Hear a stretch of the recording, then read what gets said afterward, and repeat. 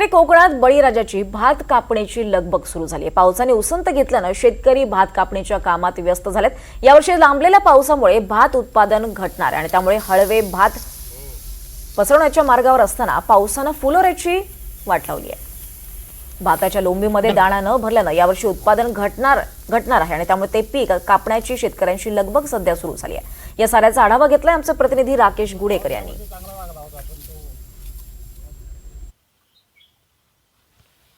सध्या पावसाने उसंत घेतल्यामुळे कोकणातला बळीराजा जो आहे तो आता भात कापणीच्या कामामध्ये व्यस्त झालेला आपल्याला पाहायला मिळतोय। आपण सध्या आहोत ते रत्नागिरीतल्या मिरजोळे या परिसरामध्ये आहोत आणि या ठिकाणची ही स्थिती जी आहे ते आता भात कापणीच्या कामात व्यस्त आहेत। यावर्षी पावसाने तशी काही म्हणावी तशी काही साथ दिली नाही, कारण ऐन गणेशोत्सव झाल्यानंतर पावसाने सुरुवात केली ती अगदी आता नवरात्रोत्सव होईपर्यंत पाऊस जो आहे तो बरसत होता।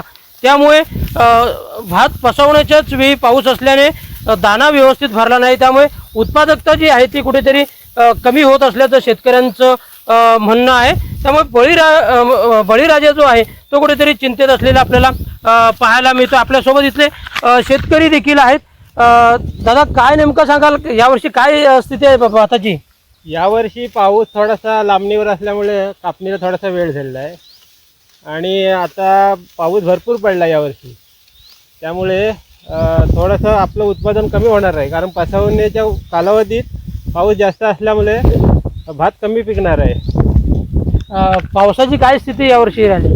यावर्षी आत्ता तरी सध्या बरी आहे, पण अशीच अजून 8 दिवस राहिला तर कापणी व्यवस्थित राहील। निश्चितच जर आपण पाहायला गेलो तर पाऊस जसा आता थांबलेला आहे तसाच पुढचे काही दिवस पावसाने विश्रांती घ्यावी, जेणेकरून हे जे तयार झालेलं भात पीक जे आहे ते आपल्याला कापता येईल अशी अपेक्षा जी आहे ती बळीराजा या पावसाकडून व्यक्त करत असलेला आपल्याला पाहायला मिळतोय। राकेश गुडेकर, NDTV मराठी, रत्नागिरी।